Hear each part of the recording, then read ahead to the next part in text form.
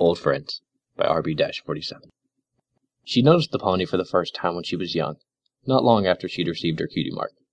He had been sitting quietly in the back row at her mother's funeral, noteworthy only in his utter lack of noteworthiness.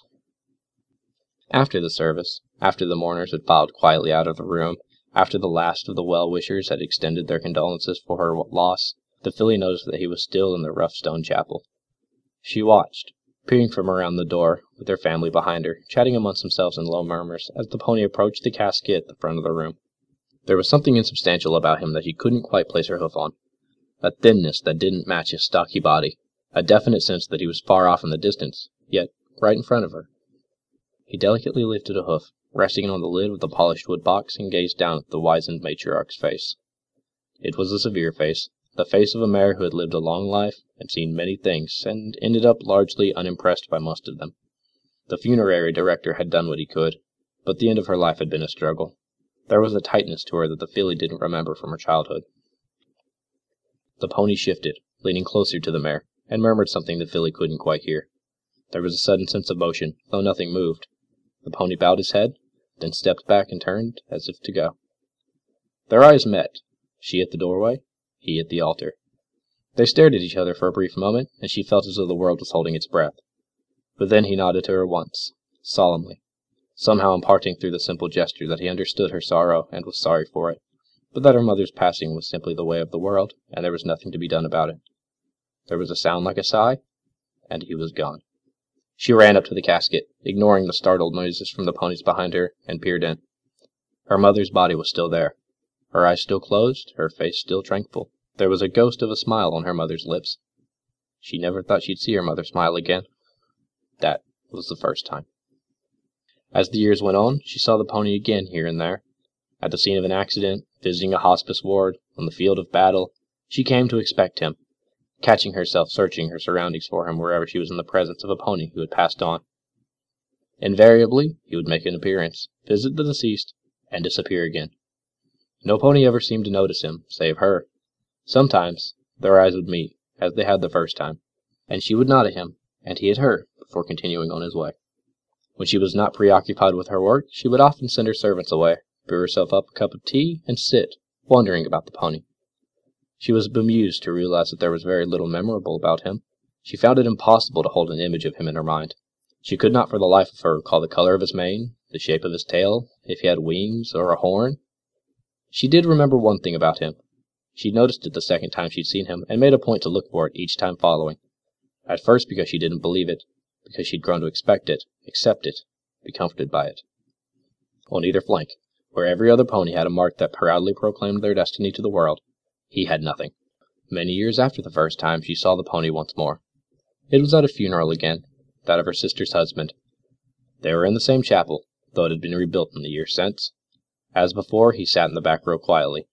As before, when the service ended, the mourners filed quietly out of the room. As before, they gathered outside to murmur condolences to the bereaved. But this time, she stayed, and sat down next to him. "Hello," she said. He turned and looked at her appraisingly. "I've seen you often at this sort of thing," she said. "I know," he said, turning back to face the casket at the front of the chapel. She paused and frowned. Her ears hadn't heard anything. It was as though the words had formed in her mind directly. "No one else can see you," she said. He nodded. "Are you a hallucination?" she asked. He smiled and shook his head. She thought for a moment. "Are you deaf?" He hadn't been moving before, but he grew very still at her words, his smile fading. Again, there was a sense of tightness in the air. The world was holding its breath. "I have to go," he said, and he slid from his seat, walking to the front of the room. She stayed where she was, watching him, listening to the soft swell of conversation from the friends and family outside. As before, there was nothing on his flank. He stood over the casket, leaned in, and murmured something she couldn't hear. There was a sound like a sigh, and he was gone. She stood and walked delicately down to the front of the room to gaze at her sister's husband's smiling face. "Were you talking to someone?" She turned and saw her sister, and summoned a soft smile. "Just to myself." Her sister looked doubtful. "Come, sister, it's time to go." Her sister sniffed and nodded, and they went out.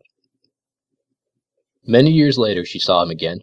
There had been an accident, and one of the servants had been fatally injured. A nervous mistake by a new hire, tripping on a loose rug and falling down the main staircase, breaking her neck. She'd rushed to the source of the commotion, but knew at once there was nothing to be done. Not from the hush of the gathered crowd, but from the sight of the pony standing off to the side, half in shadow behind a column. She stood next to him, watching the servants console each other, before looking down at him. "Hello again." He inclined his head briefly. "Are you Death, sir?" He looked up at her. "You could say that." She nodded thoughtfully. "Are you a pony?" "You could say that, too." "But you don't have a cutie mark." He began moving toward the crowd, and to the unfortunate broken form in its center. "Of course I do. Every pony has a cutie mark. It is the way of the world. My mark is nothing." She frowned as the servants parted without knowing why.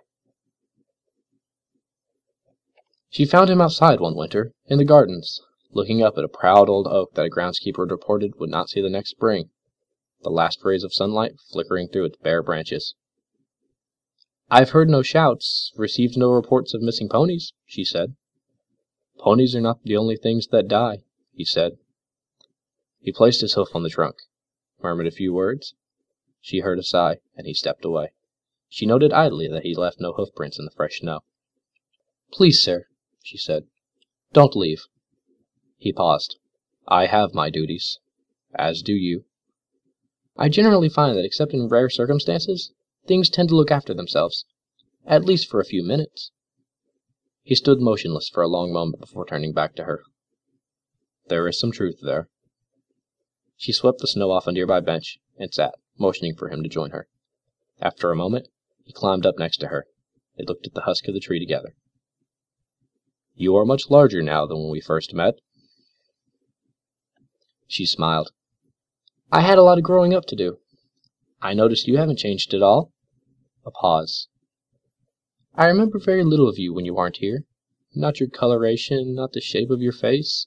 Even now that we're sitting together, I can't decide if you're an earth pony, a Pegasus, a unicorn." "It matters not. Is it not enough that I am a pony?" She let that idea settle in her mind, deciding that in some way it felt right to her. "I get the sense, and do forgive my forwardness, that you lead a very lonely sort of existence." He considered this. "I would not call it lonely. I meet every pony eventually." "Even me?" she mused. "Yes," he said. "Even you." "I don't suppose you could give a girl a little warning, could you?" "It does not work that way." "I suppose not. I'll just have to take some solace in the knowledge that the last pony I see is a friend." "A friend." She turned to him, smiling gently. "Yes, a friend. You." He turned to her, and she could feel his surprise. "A friend. It has been a very long time since I've had friends." "Too long a time," she suggested. "Perhaps." He turned back to study the tree. "I have to go." She nodded. One can only put off one's duties for so long. She had seen the servants peering outside curiously at her, wondering what she was doing sitting on a bench in the snow. He stood and faced her. "Until next time, friend." And then he was gone. More years passed, what felt like an endless ocean of time flowing by. They saw each other occasionally, and she often reflected on the odd dichotomy such a relationship presented her. The joy of reunited with an old friend, the oldest friend now, against the background of sadness that always heralded his arrival. They spoke of death, and life, and everything in between. A lifetime of discussions pieced together with a few minutes at a time. "My sister is gone." "I know." "Yes, I suppose every pony knows by now." "I'm sorry." "Are you?" she wondered. He said nothing. "You must be very old," she mused. "Older than me, older than any pony." "Yes." "What happens?" she asked. "When?" "At the end of all things, when the world turns its last turn, when the sun burns itself out, when it's all darkness. What then?" she asked. "I will be there," he said. "Oh," she said. "Good." The world turned, and the sun burned, and the darkness gave way to daylight, in an endless cycle. All the dizzying array of creatures she met came and went, but only the pony came back. "What do you say?" she asked. "When?" "When you speak to the dead. When you lean over to them, touch a hoof to them, and come away, they're smiling. That everything is as it should be." "That's all?" "It does not take much.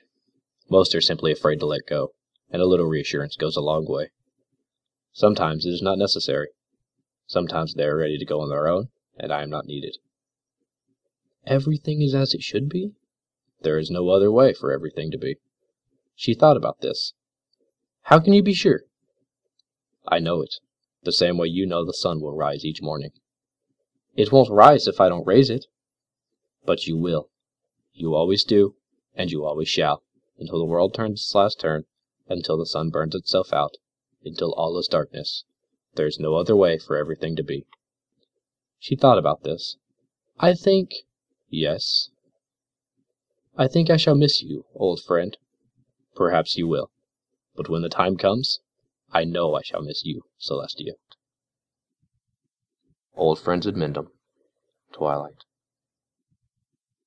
Twilight Sparkle lay in her bed.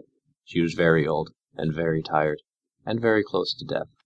The stars shone in her window, a final gift from her friend Luna. All her friends had passed on long ago. The magic within her had kept a spark burning, but no longer. She let a rattling sigh escape her and closed her eyes. Celestia entered the room and quietly shut the door behind her. Her hooves made no sound on the lushly carpeted floor as she approached, but Twilight's head still turned toward her.